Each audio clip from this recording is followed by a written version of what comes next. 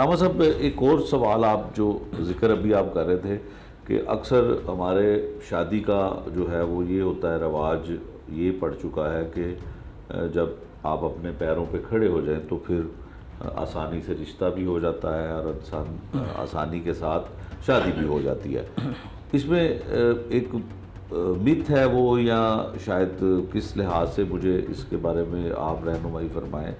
کہ کہتے ہیں کہ جب عورت کے ساتھ آپ شادی کسی کی کرتے ہیں شرعی طور پہ نکاح کرتے ہیں تو پھر وہ نصیب اپنا خود لے کر آتی ہے، تو یہ سوچنا کہ یہ شخص پیروں پہ کھڑا نہیں ہے، دنیاوی لحاظ سے اسٹیبلش نہیں ہے، اور اکثر والدین اور اکثر پھر وہ جو ہیں وہ اس بات پہ رشتے نہیں ہو پاتے ہیں کہ یہ شاید کچھ کمانے کے قابل نہیں ہے، بچی کے یا خاتون کے اخراجات پورے نہیں کر سکے گا، لیکن جو ہے وہ خواہش ہوتی ہے لوگوں کی، تو اس کے بارے میں ہمارا دیکھیے اس سلسلہ میں ہمارے ہاں جو روٹین چل پڑی ہے، شریعت اس چیز کا لازمی طور پر خیال رکھتی ہے۔ جو انسان کی ازدواجی تعلقات ہوتے ہیں، جو شادی کے معاملات ہوتے ہیں، اس معاملے میں شریعت ہماری رہنمائی کرتی ہے، صرف اور صرف پیسہ نہیں ہے۔ دیکھیے اس سلسلہ میں جو شریعت کہتی ہے نا کہ جب آپ کی اولاد بالغ ہو جائے تو ان کا نکاح کر دیا جائے۔ ہاں یہ چیز دیکھنی چاہیے کہ جس کو آپ اپنی بیٹی کا رشتہ دے رہے ہیں کیا وہ آپ کے بیٹی کو اچھا کھانا بھی کھلا سکتا ہے یا نہیں۔ بس شریعت اتنا کہتی ہے کہ کیا وہ آپ کی بیٹی کو لے کے چل سکے گا یا نہیں۔ اب ہمارے ہاں اس چیز کو ذرا پراپرٹی میں تبدیل کر لیا گیا ہے۔ ہم دیکھتے ہیں جب تک لڑکے کے پاس پراپرٹی نہیں ہوگی، اپنے پاؤں پہ کھڑے ہونے کا مطلب ہم نے یہ سمجھ لیا ہے کہ وہ لینڈ لاور نہیں ہوگا، اس کے پاس گاڑی نہیں ہوگی، بینک بغلا جو ہے نہیں ہوگا، اس کے پاس جو ہے وہ رہن سہنے کا جو ہے نا وہ VIP پروٹوکول اور معاملات اس کے نہیں ہوں گے، تو تب تک ہم اپنی بیٹی کا رشتہ نہیں دیتے۔ ایسا نہیں ہے۔ آپ اس بارے میں قرآن مجید برہان رشید کا مطالعہ کریں تو شریعت تو قرآن مجید تو یہاں تک کہتا ہے کہ آپ اپنے جو ہے وہ بیٹی کا جب نکاح کریں گے تو اللہ، اگر آپ فقیر ہیں تو اللہ آپ کو غنی کر دے گا، یعنی اگر آپ محتاج ہیں تو اللہ آپ کو مال عطا فرمائے گا، اگر آپ تنگ دست ہیں تو اللہ آپ کی تنگ دستی کو دور فرما دے گا۔ شریعت نے اتنا تک کہا ہے، اور قرآن مجید کا یہ حکم ہمیں سمجھنا چاہیے کہ اگر ایک خاندان کے اندر یہ معاملات چل رہے ہیں، اگر ہم کہیں بار دیکھتے ہیں کہ اس خاندان کا کھانا پینا اچھا ہے، اس کے معاملات اچھے ہیں، اس کے والدین سیٹل ہیں اور ان کے پاس آمدنی کے ذرائع اچھے ہیں، تو ایسی صورتحال میں اگر والدین اپنی اولاد کی ذمہ داری اٹھائے ہوئے ہیں تو ہمیں رشتہ کر دینا چاہیے۔ ہمیں ایسا نہیں سوچنا چاہیے کہ لازمی طور پر بچہ ہی اپنے پیروں پر کھڑا ہوگا، اور پیروں پر کھڑے ہونے کا مطلب ہم یہ لے لیں کہ جناب اس کے پاس گاڑی ہو، بہت بڑا بیلنس ہو تبھی ہم رشتہ دیں گے۔ تو یہی وہ وجوہات ہیں جن وجوہات کی بیس پر جو ہے گھر میں بیٹیاں بوڑھی ہو رہی ہیں، ہمارے بچوں جو ہے وہ برائی کی طرف جا رہے ہیں۔ تو شریعت نے جس حد تک کہا ہے اسی کا خیال رکھنا چاہیے کہ وہ آپ کی بیٹی کا اگر خیال رکھ سکتا ہے، بچہ اچھا کھانا پینا دے سکتا ہے تو آپ کو نکاح کر دینا چاہیے۔ آپ کو وہ زیادہ پراپرٹی کی طرف نہیں جانا چاہیے، اور زیادہ مال جو حرص ہوتا ہے نا وہ انسان کو آگے لے جاتا ہے۔ تو پاؤں پر کھڑے ہونے کا مطلب یہ نہ لیا جائے کہ جو ہے نا لڑکا بہت بڑا مالدار ہو، پر پاؤں پر کھڑے ہونے کا مطلب یہی ہے کہ وہ آپ کی بیٹی کو اچھی رہائش دے سکے، کھانا پینا دے سکے، اور آپ کی بیٹی کو صحیح معنوں میں وہ جو ہے وہ اپنی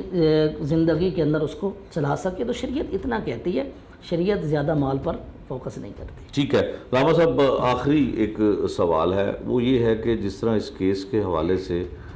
والد جو ہے وہ بڑی تکلیف میں مبتلا ہے، جس کی بیٹی کو قتل کر دیا گیا، اور 2 بچے جو ہیں اس کے 3 بچے اس کے جو ہیں وہ ماں کے بغیر اب نانا کی کفالت میں چلے گئے، تو ایسے شوہر کے اوپر 302 کی FIR ہوئی، خاندان پہ بھی ہوئی، تو دینی لحاظ سے اس نے نہ بچوں کا سوچا، اپنی بیوی کا تو بالکل نہیں سوچا، لیکن آپ نے ان بچوں کا بھی نہ سوچا، تو کیا سزا تعین کرتا ہے ہمارا دین ایسے شخص کے لیے؟ اللہ اکبر! قتل تو ویسے بہت بڑا جرم ہے، اور پھر اپنی بیوی کو قتل کر دینا، اپنے بچوں کا خیال نہ رکھنا، یقیناً یہ کیسی جرت ہے کہ ایک مومن نہیں کر سکتا۔ جس کے سامنے اس کی اولاد ہے، اولاد ایک ایسی چیز ہے کہ جب بندے کی ہو جاتی ہے تو بندہ اگر پتھر دل ہے نا تو وہ موم ہو جاتا ہے، لیکن پتہ نہیں ہمارا معاشرہ کس طرف جا رہا ہے۔ بہرحال جہاں تک قتل کا تعلق ہے تو قتل کی سزا قرآن و سنت کے اندر موجود ہے۔ اگر کسی نے کسی کو جان بوجھ کر قتل کیا ہے تو اس کو بدلے میں قتل کیا جائے گا۔ یہ قرآن کا فیصلہ ہے، یہ نبی کے فرمان کا فیصلہ ہے کہ اس سے قصاص لیا جائے گا۔ اب چاہے وہ شوہر ہے یا کسی بھی رشتے کے ساتھ کوئی وابستہ ہے، اگر قتل کرے گا تو بدلے میں قتل ہے۔ ہاں لیکن یہ ہے کہ قتل کا جو معاملہ ہے وہ حکومت وقت کی ذمہ داری ہے، یہ نہ ہو کہ کوئی قانون اپنے ہاتھ میں لے کے کہے جی۔ لیکن اس کا ایک اگلا معاملہ ہے کہ اگر مابین صلح ہو جاتی ہے